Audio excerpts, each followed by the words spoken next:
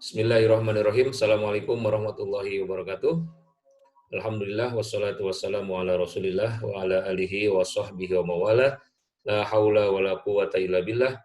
Saudara sekalian, selamat bertemu kembali dengan perkuliahan mata kuliah putusan pengadilan. Ini adalah pertemuan hampir akhir ya. Nanti kita lihat apakah hari ini pertemuan terakhir atau masih ada pertemuan satu kali lagi untuk kegiatan perkuliahan tahun akademik 2019-2020. Baik, Bapak mengingatkan kalau tugas UTS itu harap dikerjakan dengan cermat dan baik ya. Jadi Anda bikin narasi ya, bikin tulisan ya. Bikin tulisan terkait dengan subbab-subbab yang sudah dijelaskan pada pemaparan-pemaparan RPS yang sudah atau silabus yang sudah disampaikan. Oleh karena itu, kembali lihat rujukan atau ketentuan-ketentuan di dalam menulis UTS itu ada di logo grup ya, ada di logo grup, silakan Anda cermati kembali. Jadi bukan merangkum, tapi Anda membuat narasi tentang penjelasan masing-masing pembahasan subbab itu. Baik, saudara sekalian, sesuai dengan silabus kita akan bicarakan pada siang hari ini tentang teknik menyusun putusan pengadilan. Ya. Silakan dilihat gambar yang ada di layar Anda. Ya. Ini adalah slide atau pembahasan kita pada siang hari ini tentang teknik di dalam menyusun putusan pengadilan. Ya. Mudah-mudahan sudah bisa kebaca ya. Baik, kita mulai ya dengan waktu yang singkat dan cepat. Ya, pemaparan tentang teknik menyusun putusan pengadilan. Sebelumnya saya harapkan Anda sudah baca hasil penelitian Bapak dan teman-teman di UI dan juga teman-teman LSM atau organisasi non pemerintah yang lain yang berbicara tentang bagaimana struktur putusan pengadilan tingkat pertama dan banding ya. Pertama dan banding. Itu mohon dibaca ya tulisan itu sehingga Anda bisa memperkaya bahan-bahan kajian dalam putusan pengadilan ya, dan pengadilan. Baik, saudara sekalian, kita lihat ya. Di sini yang pertama pedoman umum penulisan putusan. Jadi penulisan angka, penulisan tanggal, penulisan waktu, persentase dan mata uang itu gimana nulisnya dalam putusan pengadilan ya. Yang pertama penulisan angka itu menggunakan number ya. Jadi numbernya number Arab. Ya, bukan nomor Romawi, yaitu mulai dari angka 1, 2 sampai 0 ya. Jadi dituliskan dengan abjad yakni 1, 2, 3 dan seterusnya ya. Kemudian penulisan angka numeral Arab itu di awal kalimat ditulis dengan abjad apabila angka tersebut berdiri sendiri ya, berdiri sendiri. Kemudian penulisan angka yang besar di atas 9 itu harus ditulis dengan angka numeral ya, 10, 11 dan seterusnya. Ya. Penulisan angka setelah simbol misalnya 1000 ya, ada koma 2 di belakang, harus ditambahkan kata sejumlah, misalnya sejumlah Rp1.000 ya. Itu ketentuan-ketentuan. Ini ketentuan ini diperoleh dari mana? Ketentuan ini diperoleh dari penjelasan tentang bagaimana sebuah kemudian yang berikutnya penulisan angka dengan satuan tertentu ditulis dengan abjad dan tidak boleh disingkat. Misalnya 4 ya, meter tidak boleh disingkat menjadi 4M ya.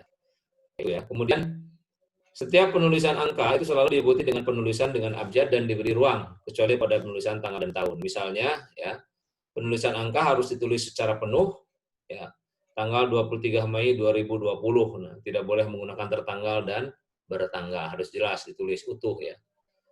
Tetapi khusus penulisan tanggal dalam putusan ya, maka setelah penulisan tanggal menurut tahun Masehi diikuti dengan penulisan tanggal berdasarkan tahun Hijriah, itu kalau di pengadilan agama.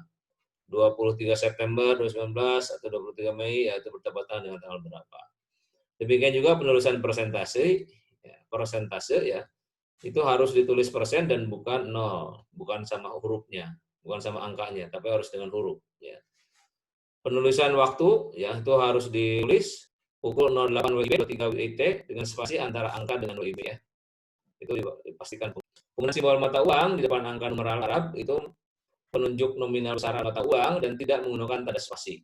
Ya, contohnya seperti 9 juta dolar 25 sen. Oke. Kemudian penulisan peraturan perundang-undangan sekarang. Nulis peraturan perundang-undangan dalam putusan itu harus lengkap sesuai judul dengan peraturan perundang-undangan itu. Misalnya Peraturan Pemerintah Nomor 54 Tahun 2010 tentang pengadaan barang jasa pemerintah. Nggak boleh disingkat PP No 54 THN, nggak boleh. Harus diutuh. Undang-undang tertentu yang telah dikenal luas menggunakan singkatan, ya itu boleh disingkat. KUHP misalnya, KUHAP, apalagi kompilasi hukum ekonomi syariah, KHI itu boleh disingkat. Ya. Kemudian penulisan istilah asing harus ditulis dengan awalan huruf, kecuali jika istilah tersebut berada di awal kalimat. Ya. Penulisan istilah asing harus dicetak miring, ya sama judek faksi, duangson, ya, with forbar, yaitu menggunakan cetak miring. Pengecualian dapat diberikan untuk istilah asing yang sudah secara resmi diserap menjadi bahasa Indonesia. Ya. Demikian juga penulisan dokumen resmi mesti diawali dengan huruf kecil pada setiap kata yang akan digunakan dan juga tidak boleh disingkat, ya, kecuali pada judul atau awal kalimat, misalnya gugatan, surat dakwaan, replik, duplik, dan lain sebagainya. Kemudian singkatan nama orang, ya, itu diikuti dengan tanda titik, ya, diawali koma dan diikuti dengan tanda titik, ya, Profesor bla bla bla bla. Demikian pula singkatan resmi lembaga, ya, atau organisasi, ya, dan nama dokumen resmi, ya, harus diawali dengan huruf kapital tanpa tanda titik. Sertifikat hak milik disingkat SHM. Ya. Singkatan umum yang terdiri dari 3 huruf, ya, misalnya, tetapi singkatan umum itu terdiri hanya dari 2 huruf diberi tanda titik setelah masing-masing huruf. Misalnya sebagai berikut, antara lain AL itu 2 huruf kan, kawan-kawan dan kawan-kawan ya DKK. Nah, titik di akhirnya. Nah, saudara sekalian, yang berikutnya akronim nama diri yang berupa gabungan huruf awal dan deret kata itu ditulis seluruhnya dengan huruf kapital. Ya. Misalnya Pelik Varius Satiman ditulis Epek Satiman, Muhammad Abdurrahman ditulis MA Rahman, ya itu ditulis awalnya saja.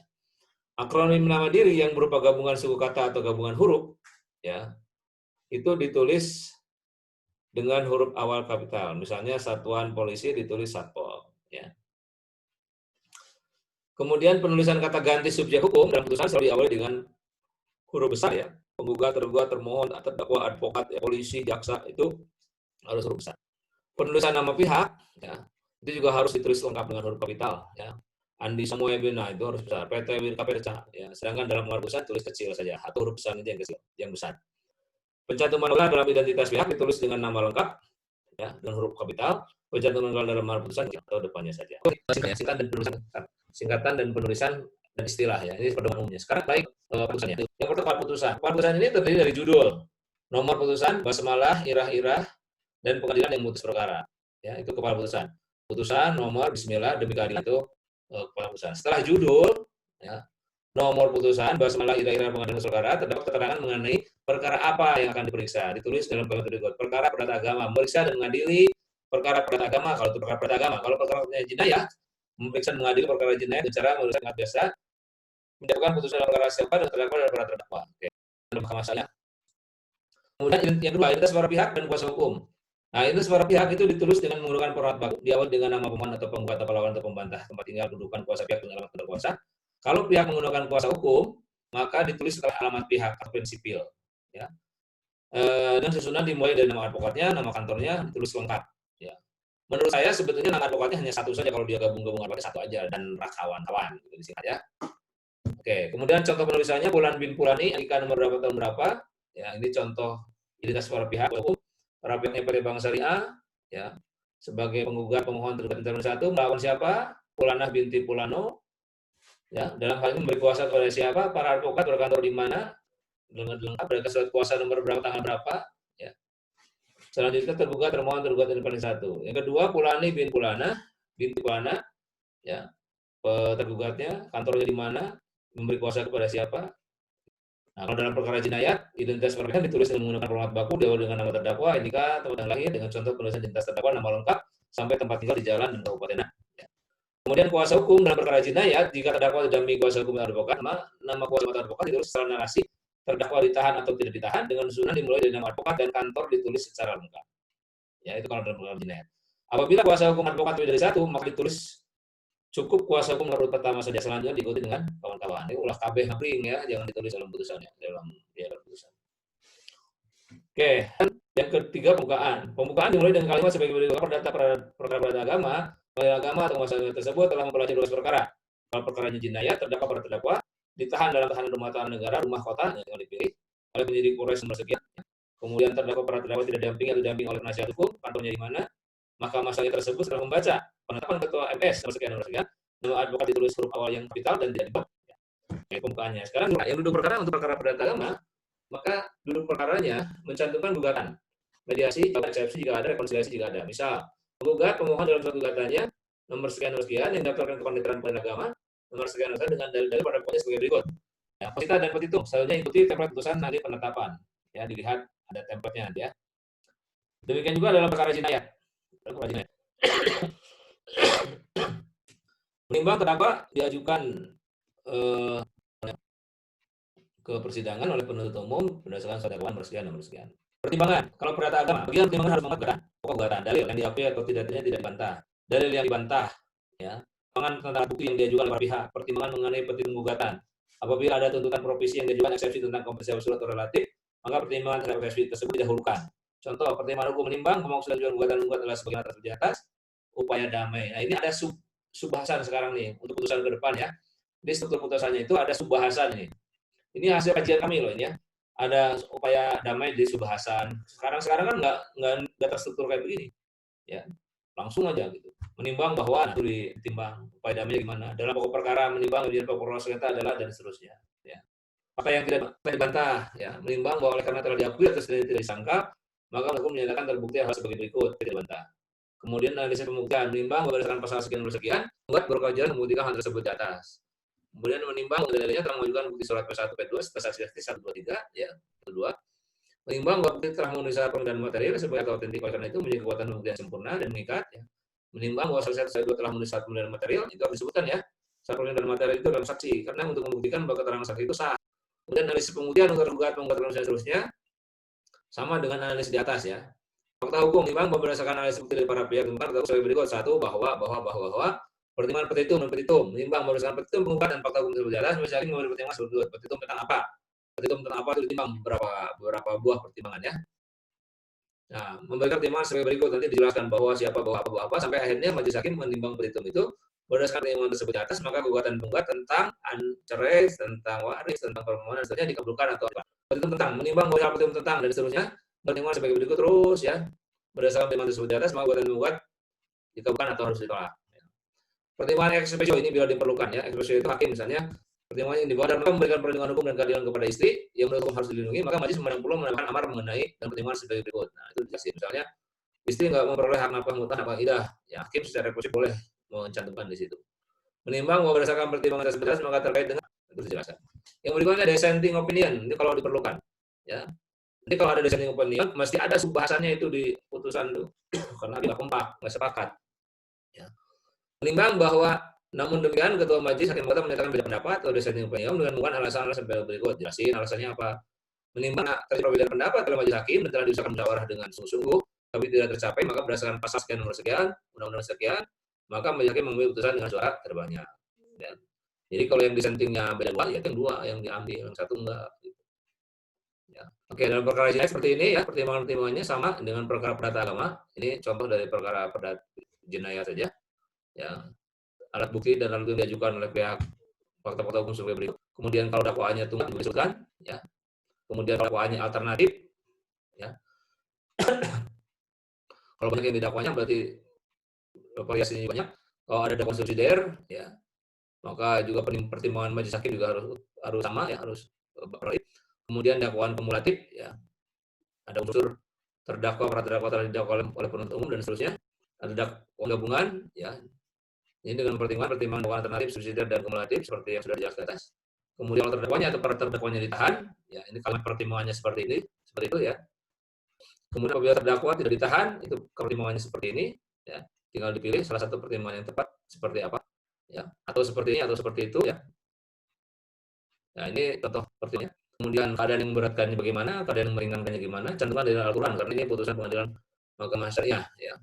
Kemudian biaya perkara, biaya perkawinan, itu harus dijelaskan berdasarkan pasal 89 Undang 174, 789, biaya perkawinan, biaya perkara dan perkawinan, ya, itu disebutkan, ya, bahwa biaya yang timbul dalam perkara ini dikabulkan kalau berdasarkan pasal 1 ayat. Kalau berdasarkan perkara jinayat, maka karena terdakwa atau para terdakwa dijatuhi hukuman, maka harus dibanding pula untuk membayar biaya perkara, atau menimbang bahwa karena terdakwa terkait dibebaskan, maka perkara dibebankan kepada negara. Itu kalau onslah, ya, kalau terdakwanya dibebaskan, bebas, ya, nggak ada tuntutan, berarti dia kalau penutup sebelum amar putusan, sebelum masuk pada amar putusan, kalimatnya begini: mengingat peraturan perundangan yang berlaku dan ketentuan usaha yang berkaitan dengan perkara ini sebetulnya pertimbangan sapu jagat sebetulnya. Ini semua aja nggak tahu mana undang-undang mana sebetulnya yang terkait dengan yang disebut aja, ya. Sama juga perkara jinayat, pasal 109 itu ayat 1 Komun Aceh, ya, nomor sekian tahun acara jinayat serta peraturan perundangan lain yang bersangkutan. Ini penutup itu penutup Rabbana atina fid dunya hasanah ini, ya, sebenarnya. Kemudian yang ketujuhnya amar putusan, ya. Penulisan bagian amar putusan diawali dengan kata mengadili yang ditulis dengan huruf kapital dan ditebalkan dari kata kedua. Oke, melakukan kata menegakkan menetapkan hukum. Ya. Kalau kalian yang para terdakwa menegakkan hukum terhadap terdakwa, ya. Sebutkan penetapannya, sebutkan jenis jarimanya, sebutkan kualifikasi jarimanya seperti apa. Penutup dalam putusan yang terakhir, penutup putusan harus memuat hari, tanggal, dan sebagainya. Ya. Kalau dalam perintah agama demikian diputuskan dalam rapat permusyawaratan majelis hakim pada hari dan tanggal berapa sebagai panitas terlihat oleh penggugat tergugat. Nah, ini contohnya. Ya. Ini contohnya dalam perkara jinayat. Ya. Terakhir, penulisan putusan mengacu pada penulisan komunikasi resmi sebagaimana digunakan sebagai kertas resmi di MA, yaitu kertas yang digunakan kalau dicetak ukurannya A4, ya. Putusan dicetak tidak bolak-balik dan per halaman diputar yang dicetak miring, ukuran putusan adalah 1,6. Baik. Demikian, ya, penjelasan tentang teknik bagaimana menyusun putusan pengadilan itu. Mudah-mudahan saudara bisa menyimaknya. Dan sebetulnya ini bisa dikembangkan. Belum ada yang nulis skripsi tentang bagaimana putusan pengadilan ditinjau dari PUB sekarang, Pedoman Umum Bahasa Pedoman Umum Bahasa Indonesia, ya. Pedoman Umum Bahasa Indonesia. Sekarang kan dulu namanya EYD, ejaan yang disempurnakan. Nah, saudara silakan aja melihat apakah tulisan putusan pengadilan tertentu itu sudah sesuai nggak dengan ejaan bahasa Indonesia gitu. Cara nulis kalimatnya, ada kalimat alfabet, ada kalimat numbering, ya. Itu juga ada kalimat, ada akronim, ada atau singkatan, ya. Ada kalimat harus cetak miring atau tidak. Nah, itu silakan aja Anda lakukan riset tentang itu. Apakah dari sekian banyak putusan sudah cocok atau tidak gitu putusan itu. Nah, itu kalau misalnya putusannya banyak, ya silakan disebar berarti ke mahasiswa. Tolong mahasiswa pangningalikeun ini putusan, saya punya 10 putusan, dari 10 putusan ini mana yang cocok, mana yang tidak dengan ejaan bahasa Indonesia yang disempurnakan. Sehingga nanti rekomendasinya adalah bahwa putusan-putusan hakim itu masih kering atau masih kurang dari terpenuhinya cara menulis bahasa Indonesia yang baik dan benar.